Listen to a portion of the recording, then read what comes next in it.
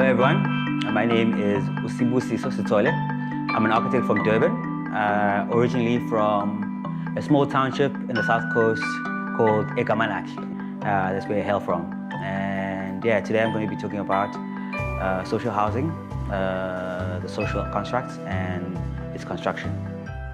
South Africa is quite interesting and different because of its historical past. I think many people are aware that South Africa was subjected to a system called apartheid. Well, apartheid was a system of segregation where through the Group Areas Act, people were forcefully removed and relocated and separated into homelands and certain areas outside the CBD. And certain areas were reserved only for the white dominant race.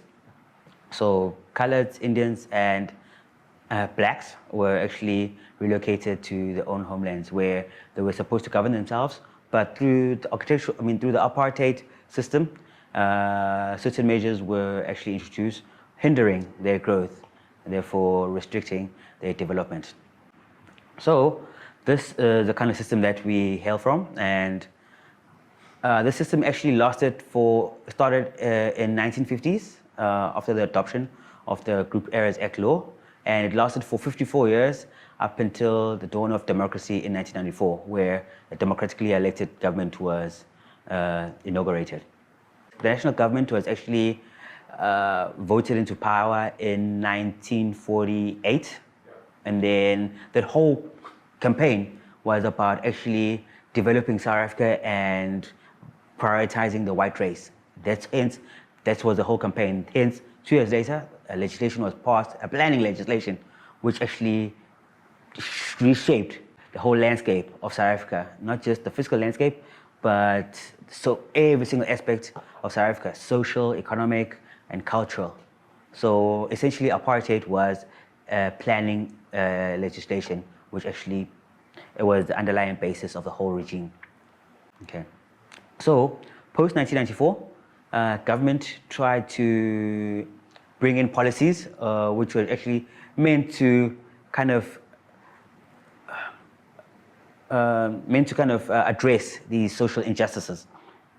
By a notable scheme, especially in the built environment, was the RDP, the Reconstruction and Development Plan, where the government's aim was to provide better service delivery to previously disadvantaged South Africa. And the aim was to replace shacks within the township and urban areas and giving lower income groups a better life, a life of opportunities and dignity. Essentially, this RTP, I think many people actually misconceive this as the RTP is just a housing policy. Well, the RTP was actually much more bigger than a housing policy. It was actually meant to address education, healthcare. It was meant to give services, mainly all the services that were previously ignored from the township, like schools and everything. But because housing delivery was the shortfall and housing delivery was the immediate thing that actually lots of the community and impact could actually see physically, then you find those houses, because they were under the RTP scheme, they were actually labeled as RTP houses. Okay, basically to qualify for RTP house, I'm going to be focusing more on the housing component because the whole topic is about housing. Okay. Well, essentially to be able to qualify for an RTP subsidy, you had to be a South African citizen with a combined household income of less than 3,500 Rand and over the ages of 21 and have a sound mental capacity to sign contracts. First-time government subsidy recipients. So, but the issue about this as well, which you have to note, is that this 3,500 Rand hasn't changed for the past couple of 2 or so decades, since 1994. So even though cost of living and inflation has gone up, this median has remained the same. The RTP typology, I think because it was at its infancy and it was an address of a needed social problem, which is housing. There was a huge shortfall of housing because, as you well know, most cities, current cities, are experiencing large streams of urban migration, a real urban migration. So you find that people were in search of better economic opportunities. So therefore, there was more of a strain for people to attain housing, because housing is actually a basic human right enshrined in the Bill of Rights in South Africa. Access to housing, basic housing. Now, the issue about that is that initially the housing subsidy was a lot lower than what it is now, and over time it obviously has increased to actually accommodate. So the initial housings, RTP houses, were only one room little, actually a single room with maybe an attached toilet. That was the initial kind of first phases, especially you see those in some of the older townships like Kwa-Zulu, older townships, maybe a little bit in some townships in Mlazi and all those kind of things. So which has actually evolved into more of a 2-bedroom unit with a lounge and a kitchen now. And the basic standard is usually tiles, you know. The reason why people associated with that, because as mentioned earlier, that was under that scheme. So because the government was providing houses under the RTP kind of policy, people now suddenly said, oh, these are RTP houses. And then over time, just the type of houses, government subsidized houses just became RTP houses, even though the scheme or the policy has been superseded by later policies. Okay. And another thing too is that the government also over time actually evolved from just the Department of Housing to Department of Human Settlements to better encapsulate all the other services which actually go into building better environments for the community. So now human settlements no longer, housing or previously, human settlements or previously housing no longer just focuses on houses. It focuses on sometimes service delivery, bulk earthworks, sometimes schools, sometimes community halls, sometimes everything that has the ability to make the human life better in the community. So I think that's why they actually even changed its wording or changed its directive to actually provide a more holistic social service delivery. Well, South Africa is actually also quite a tricky place, or quite an interesting place, by the fact that it's actually got a good banking and financial system. But in saying that, is that there's a large area or part of society which is actually forgotten, or which is actually precluded from the formal economic and banking system. Since if you have a poor credit record or don't have a bank track record, or you high household debt, low income bracket, or you have lots of responsibilities, you do not qualify for the normal bond or loan from the banking institution. And another thing too, which is actually quite a hindrance to South Africa, is that banks do not finance land parcels. You see, they only finance the building structure. And banks do not finance land in rural areas or under Ingonyama Trust, or as per the KZN, what we subjected to under rural land at KZN. So therefore, you find that most people have the ability to build their own houses because they don't have land tenure. They can't get any assistance from the bank. They don't own the land, and that's why you find that people actually, to get closer to the economic activities, people actually end up squatting, so they don't have to spend time, money, and resources to getting to and from their places of work. So hence, our issue of informal settlements actually stems from that, our inability to actually fund and subsidize lower income streams.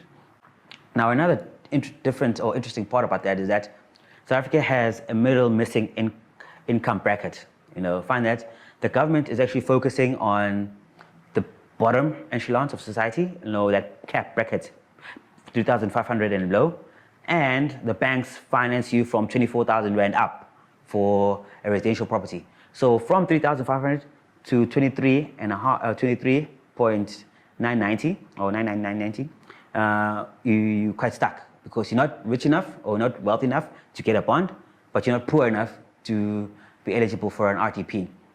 So I think that's where the gap for social housing comes in. That's where to address the housing needs of the missing middle income.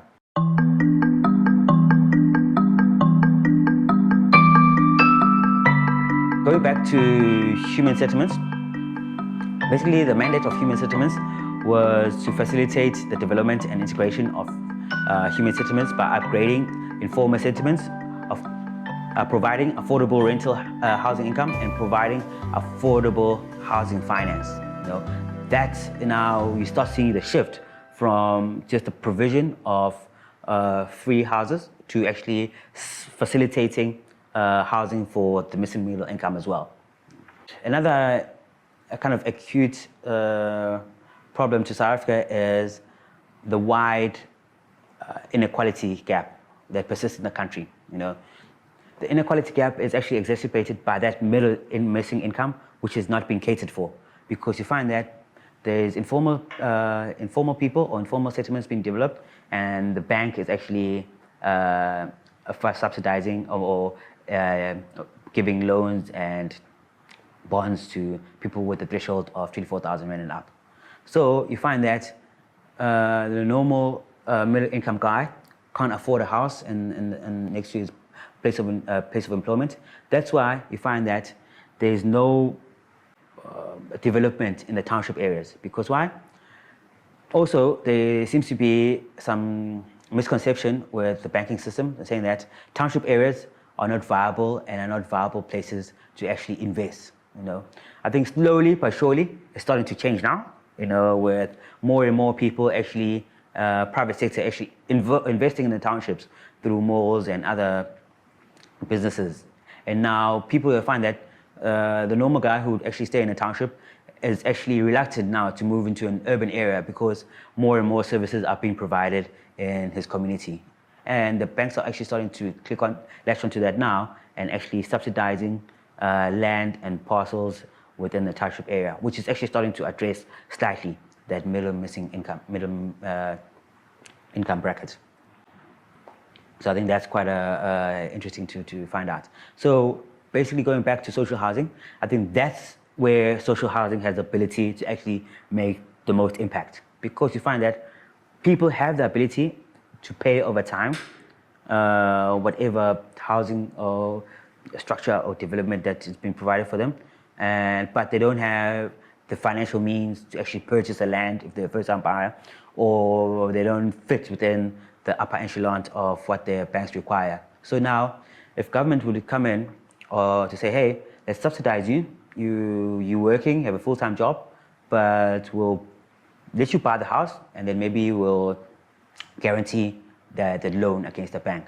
So suddenly, it starts to shift the whole dynamics of where everything's going, because now the banks will be willing to give you money, because obviously the return on the money is actually guaranteed back. And because you've got a fiscal structure as well, which someone can actually always sell, it starts to shift the whole economic background, because you can actually loan against that fiscal structure to start a business, to send kids to school, to do whatever, So I think that's where we need to actually start looking at it, because social housing is not just about the fiscal entity, it starts with the policy. The policies, we have to get the policies right, and we have to change the way we look at housing delivery in South Africa. Another thing, unfortunate thing about South Africa is that because of legislation and the tiers, the income tiers for social housing, is that because it's capped at a certain level, the cap is usually averages from about 168,000. The cap is usually from, depending on the area and the different provinces, it's usually 123,829 rand. And in some areas, it can go up to 183,856. So basically, that's the cap that you have. That money, in most cases, is not enough to actually provide a suitable housing typology in an urban area, because lots of the challenges find that there's challenges with terrain, There's challenges that these areas are actually far away from the main central business node and far away from a bulk infrastructure. It's usually reclaimed land, reclaimed farms, or usually on the periphery. So you find that in most cases it's actually on undesirable land if it's going to be closer to the economic zones. It's actually on undesirable land. So you find that landscaping, the bulk earthworks, platforming, access to those sites, it actually becomes such a challenge that it actually bulks up the cost a little bit. Because of the government's approach that one person, one plot, one house, it actually defeats the purpose. Whereas if you can actually combine all those houses together and provide multi-story or multi-level buildings, might actually provide a better response or a better allowance or better allocation of those funds, because obviously you're building on one piece of land and you're building up. So you're maximizing on the piece of land and you can actually build closer. That's where I say it has to start with policy, because now we have to start shifting the way we look at housing, because I think the bad or kind of a big hindrance to why it would be so difficult to eradicate informal settlements or slums is because the main driver of people building informal settlements is to get closer to their places of work. Whereas vacant lands in South Africa are usually on the periphery, far away, or in the townships, which actually exacerbates that whole latent apartheid planning. So we're trying to resolve the problem, but it's no use placing someone who gets paid the least, placing them far away. They have to take 2 taxis or 3 taxis just to get to their place of work. And you find that most of that income that they're actually gaining actually goes into transportation, which I won't go into other social kind of dilemmas or other social negatives which actually stem from that, where a mother has to wake up at 4 o'clock just to get to work at 8, and come back only at 8 o'clock in the evening. They're tired, they don't see their families, they don't watch their kids grow. So that's why you find that informal settlements or in settlements where predominantly black people in townships, you find that there's other social mishaps which are happening because of the lack of appropriate housing. Okay, but that's another topic for another day. So I think that's why you find that people would be allocated an RTP house on the township or in the periphery, and then after a month or 2, they'll come back to their old shack. Because why? They're spending most of their money on transportation. I think another interesting where government now, or human settlements, is starting to toy with is upgrading of inner city buildings, dilapidated inner city buildings or old unused office block, where they're actually refurbishing them and repurposing them into putting affordable houses. I think that for me is a much better approach and a much better form of service delivery, because why? You're putting people where their jobs are, you're putting people where the money is, you're putting people where their place of employment is. So, and you're actually putting life back into the city, because most of these buildings are derelict, dead, and uncatered for. So now you're injecting a new life, because the physical structure is there, the structural structure is there. Now it's just a matter of repurposing them and changing its use, which I think is starting to inject a different form of life and a different form of energy into the city.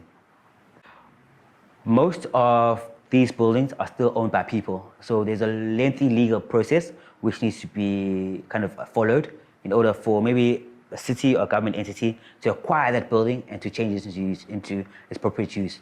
Sometimes the planning phase, because it's zoned as an office building or a commercial building, the planning process actually takes a little bit of time to actually change it to now from an office building or a commercial building to now a residential building.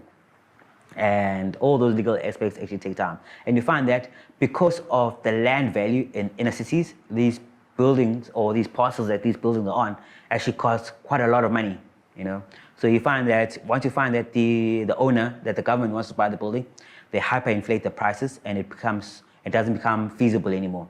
So another option was, especially the Tewini municipality, what their approach was, they're actually starting to summon people who were not taking care of the building, shutting down buildings which were not up to health and safety standards, and actually giving them warnings. If they don't fix it up, they actually take those buildings away, because most of the time those buildings actually owe a whole lot of rates to the municipality. So they would expropriate those buildings actually to build social housing schemes. So it's not as easy as one would like it to be, because of just the legal and aspects that one needs to comply with in order to achieve that kind of situation. But you find that private developers, though, are actually doing it quite well, where you find that people like private development companies like Homey and Perpetuity back in the day were actually repurposing these buildings and actually making them into affordable units, affordable rental units for that middle income bracket, because people have got the ability to rent, or sometimes rent to buy. That's another scheme which the government can actually utilize in order to provide adequate houses for people. A rent to buy system where someone doesn't have that initial collateral, but they can afford to pay that 4,000 Rand every month, 3,500 Rand every month for the next 15 years or so, 10, 15 years, 20 years, however it longs, until they actually own that piece of land. So actually elevating or getting those people out of a certain, because now they've got a collateral and they've got a physical entity that can actually hold and use collateral, and when they're actually utilizing or asking for other services or bonds from other people. Okay, let's move back to townships and providing social houses in townships and informal settlements.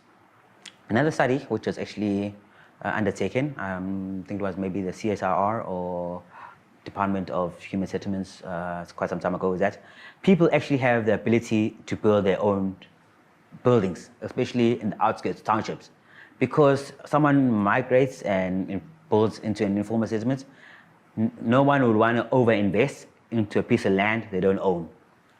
But you find that as soon as you give someone tenure, they'll start small. They might start with a 2-room, they might add, as more family members actually gain financial independence, they actually help to contribute into making a more livable housing unit. So people do have the ability to build for themselves, especially in the South African context, but the inability or the inaccessibility to land tenure is that what's hindering them.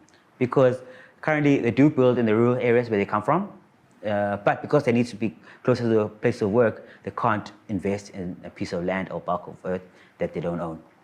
I think, and if you don't have a title deed, another thing too, if you don't have a title deed, the government would never give you, or the banks or the banking sector will never allocate or give you any bonds or loans because you don't have any title deed to that piece of land.